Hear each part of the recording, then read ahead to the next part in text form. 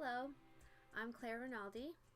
I am here today to challenge you to a 40 bags in 40 days decluttering and clearing the clutter with Claire. I am here to offer you this free mini course and guide you for the next 40 days to help clear out the clutter in your life and do it with intention and purpose and in bite-sized chunks.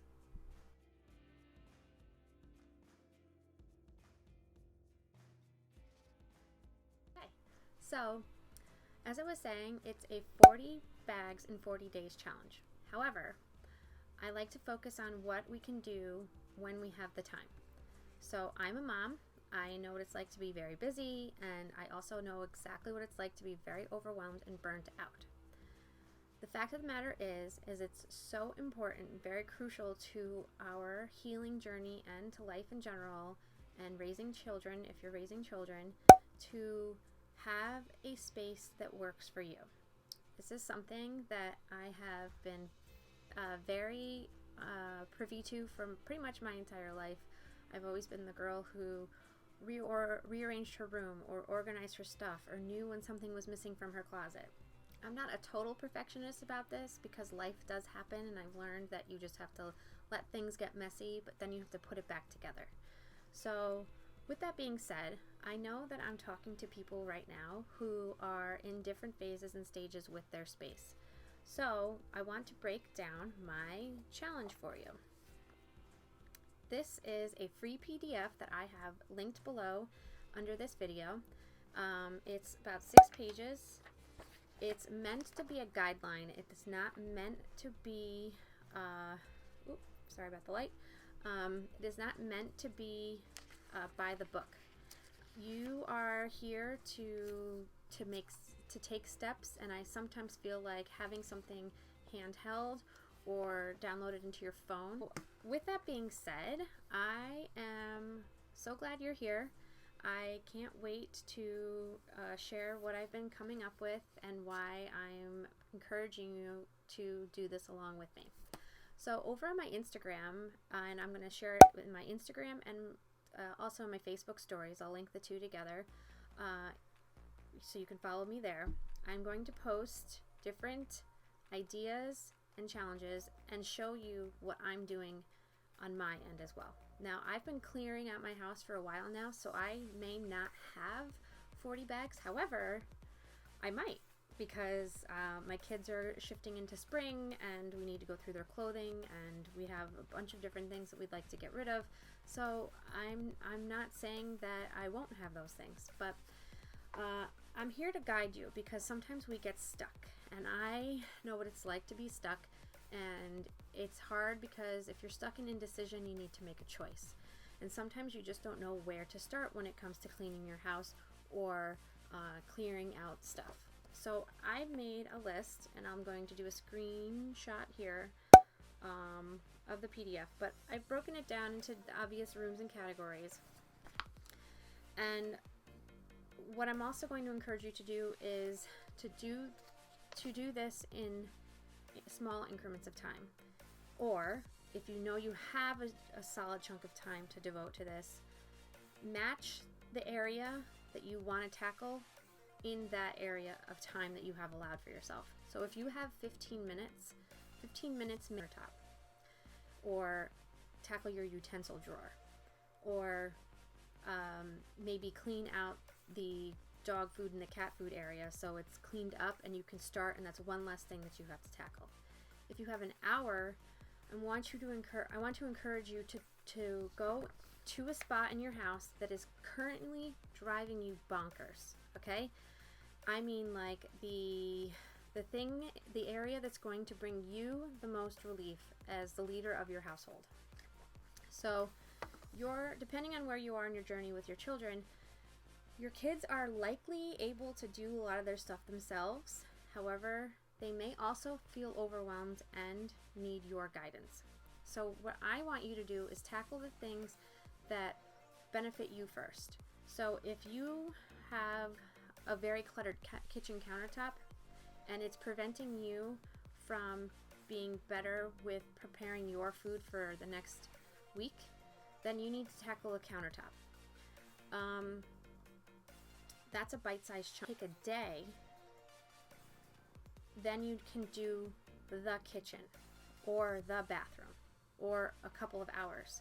But don't say, I'm going to go to the bathroom and I'm going to finish the bathroom today if you only have 20 minutes, or if you know you're going to get interrupted and you have to go change your kid's diaper, or that's why you need bite-sized chunks of time. The reason I'm saying we want to go for the areas that will bring us the most relief is because that's what's preventing you from feeling good every single day. And then once we get clear on how you want to feel in your house by clearing the clutter, you'll have better systems and habits that are going to allow you to physically, emotionally, and spiritually feel so much better, and you can tackle obstacles that come your way even on days where you're not expecting them. And that's where so many things stop us. Also, let's say you have a goal of having a better healthy lifestyle this year and you want to pick up running. I can reference this because I'm currently training again for another race. That's another story, so I'll break that down in another video. But if I knew a year ago that I might want to do a half marathon this year, then I know that I have to start preparing myself now in bite-sized chunks. Meaning, if I know that I need to have Monday, Wednesday, Friday, Sunday for jogging time or walking time or cardio time, then I know that I have to place that on the schedule, and the obstacles that are going to block me from achieving that goal are also going to block me within the house and in my routine. So I have 5 kids, and that's an obvious obstacle for many of us, right? But I have to take care of myself, and I need to feel good in my space and in my routine. Now, my house is not perfect. I'm going to stress that here too, because when you go to the next page where I have given some suggested goals, obstacles, inspiration, and ideas, and places to place where you want to get rid of things or to fix things, when you get to the inspiration piece, I don't want you to select like the perfect HGTV home. It can be a source of information and a source of inspiration, but we have to tackle our immediate surroundings first in order to get where we want there. So I may hate the color of my kitchen, which I did for a long time, but I needed to declutter first and take everything out before I could paint, right? So there was a process there. So I needed to get inspiration, like what color do I really want it to feel like? Do I want to change the countertops? Do I want these things? So these are different questions that I would not have been able to figure out if I was still bombarded by the idea of what's going on in my kitchen. Now that's just the kitchen, right? This could apply for different areas of your life as well, such as your bathroom, your laundry room.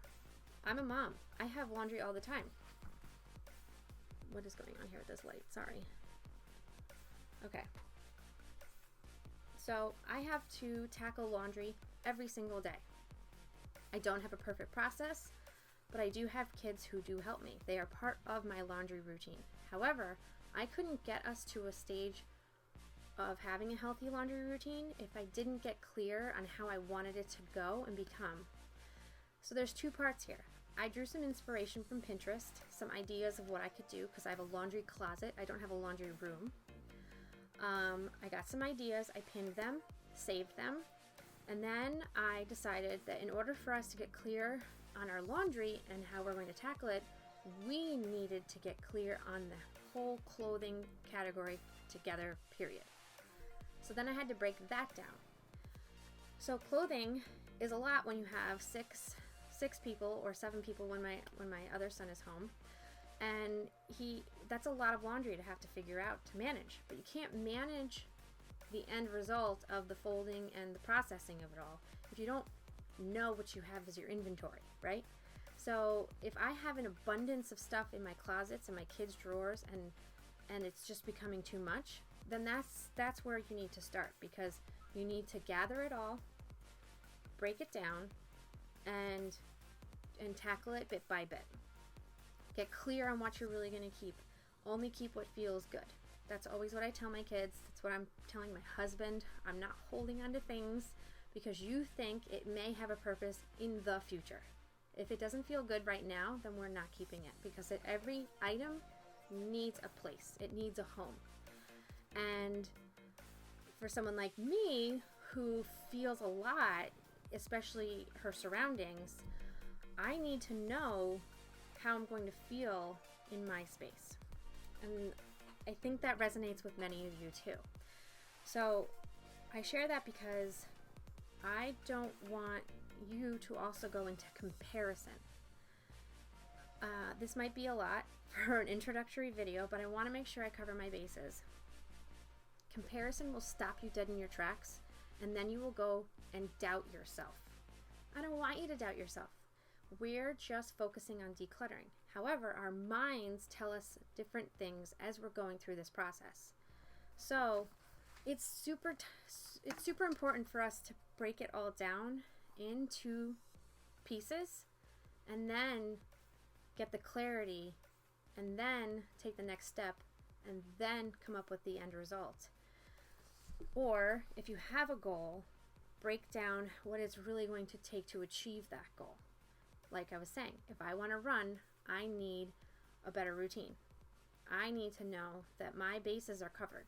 That if I have to leave and run outside or get some cardio in and take a shower and do my hair and all those other things that go along with it, I have to factor those items of time into my day.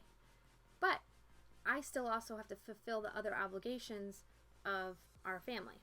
So if I'm being blocked by achieving this goal because my kitchen is a disaster and cluttered all the time, as an example, then I can't achieve that goal. Maybe it's your bedroom. Maybe it's the front hallway. Maybe it's a broken handle when you go open your door every single day and you just drives you nuts. I have experienced all of these things, so there will be no judgment from me whatsoever. I'm also creating this because I have noticed a pattern. So I work one-on-one with people, and I practice biofeedback and some energy work, and I also just have done numerous things over the course of my life, and I wanted to make sure that people understood that when I am, working with you, that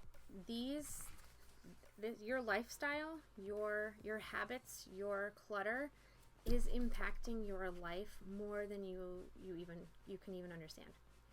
And if we constantly view it as obstacles, it's always going to be an obstacle. So if we come up with plans and we chip away at it one bite at a time, right? How do you eat an elephant? Have you heard that horrible phrase? My parents used to say this to me when I was younger all the time. And I'd be like, why would I eat an elephant? You don't. You want to eat an elephant. It's just the enormity, right, of an elephant is that you couldn't eat it all at once, right? You'd have to just bit by bit by bit by bit. And this is why you tackle your house in bite-sized chunks, okay? So I'm going to encourage you to go download this PDF, save it to your phone. It's another just freebie for you. And then this is a way for you to set the intention that you're starting something, right? You're embarking upon a journey, right? You're taking on this challenge. You're trying to achieve a goal. So by doing this, you can accept your challenge, right?